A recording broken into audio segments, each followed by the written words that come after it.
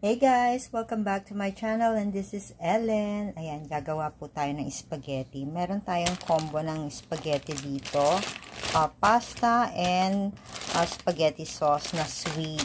Meron din tayong ketchup. Banana ketchup po. Meron tayong slice na hotdog. Slice na mushroom. Meron tayong liver spread, paminta, giniling, 300 grams na giniling lang yan, ha. Tapos, isang malaking sibuyas, white onion dice, tapos, garlic na dice, tapos meron tayong pampalasa, nor cubes, tapos meron tayong calamansi. Okay, let's start cooking! Guys, start tayo dito. I-marinate lang natin to. Gamit tayo ng konting toyo. Konti lang. Pang-marinate lang natin. Tapos, kalamansi. Pantanggal lang sa. Siguro mga 1 piraso lang. Kasi ang laki nitong kalamansi ko. Ayaw ko naman maging maasim ang ating spaghetti. Pantanggal lang na ito ng lansa. Lagyan natin siya ng maraming paminta. Siyempre, mamarinate natin. Habang nagluluto muna tayo ng pasta, unahin natin yung pasta. Ianon muna natin to. I-marinate, lagay sa ref muna.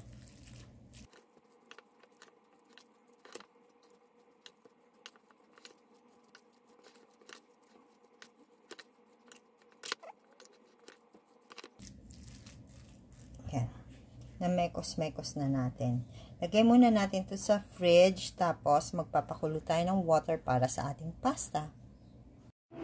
So guys, magpapakulo muna tayo ng tubig para sa pasta. Ayan guys, malapit na kumulo yung ating water.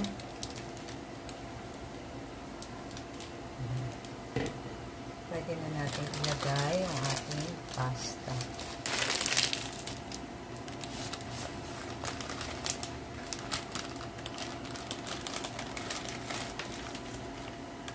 Pwede kayo maglagay ng mantika or asin. Pero ako kasi hindi ko nakasanayan gawin yun. So, ganyan lang tayo.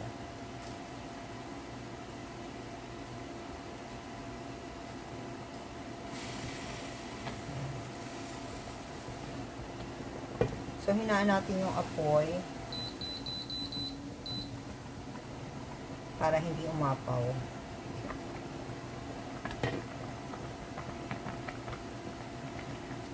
As per package instruction lang to, ha. So, kung saan kayo sanay na gawa nito, go. Lutuin lang natin to until al dente. Okay? Guys, magigisa na tayo. Naglagay lang ako ng konting mantika, then add tayo ng butter.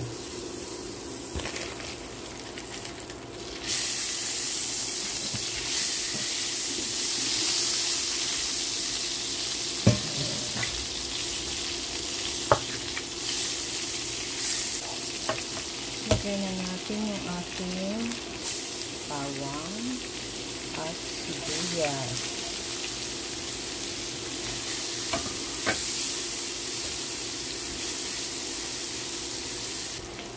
Ayan. Caramelize na yung ating sibuyas. Lagyan na natin yung ating porky.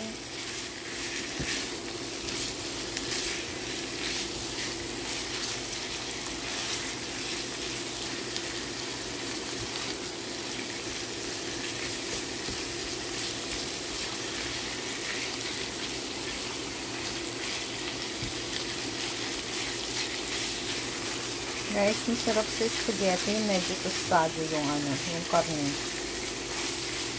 Kaya itutusta natin ng konti, ha. Maganda din dito beef, kaya lang walang available ngayon sa market. Patali pa. So, ayan. Baboy lang muna. Kung available sa area nyo, mas maganda yan ang gamitin. So, tustahin lang natin ito ng konti. Kailangan yung pork natin is mag-brown ng konti, ha? Bago tayo mag-add ng anything and everything.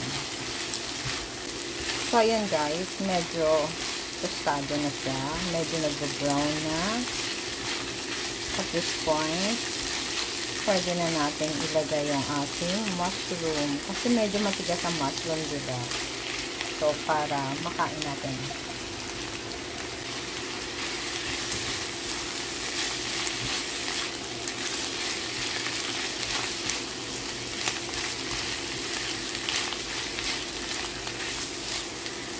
Lagay na rin natin yung liver spread.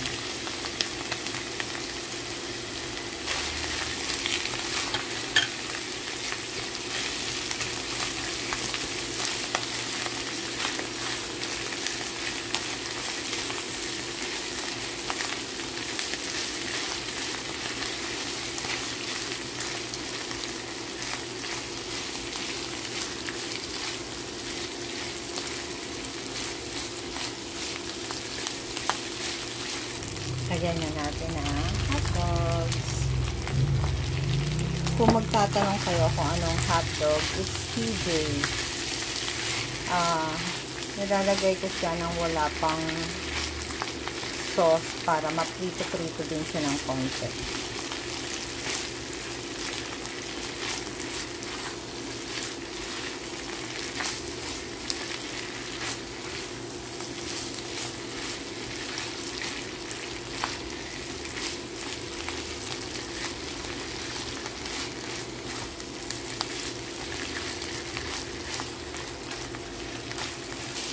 Okay, medyo na prito-prito na yung ating hotdog. Lagay na natin ang this one is sweet style siya, ha. Sobrang tamis na to para sa akin, kaya hindi na ako mag-a-add ng anything. Hindi na ako mag-a-add ng tamis pa. Kuha tayo ng pasta water.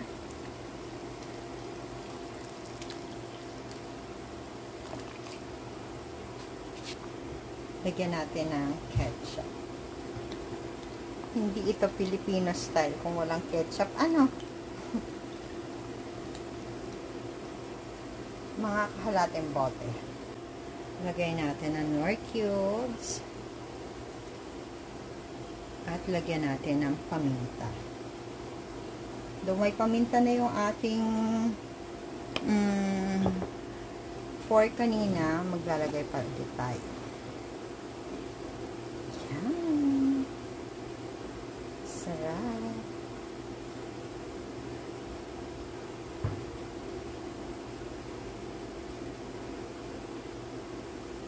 Takpan lang natin para hindi magtalsikan. Alright?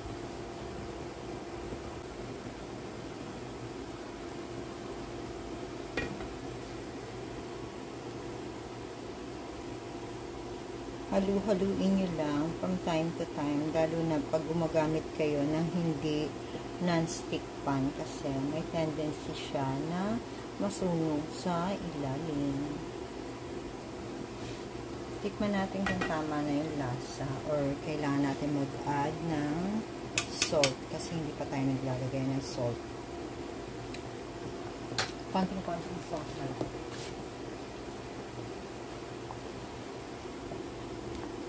Hintayin na lang natin lumapot sa gusto nating lapot. Halutuin natin maigi para tumagal ang kanyang life.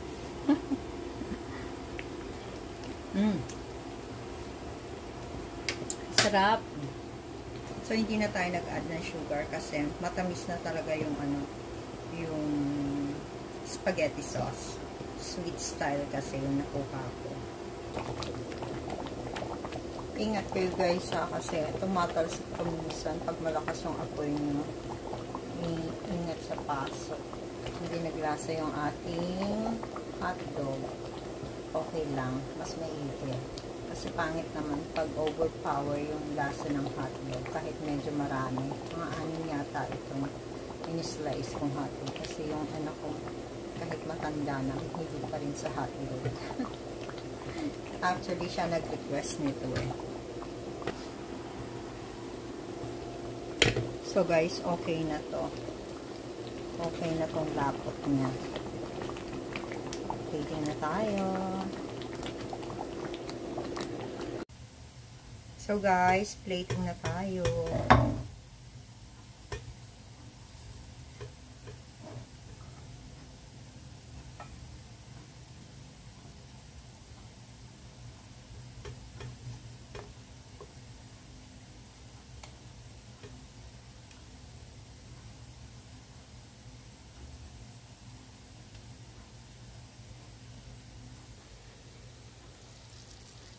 Yan guys. Patay na ang apoy nito ha. Actually, nabunot ko na nga. Ang nag-ano na lang niya. Ang nagpapakulo na lang dyan is yung init ng ating induction. So, ayan.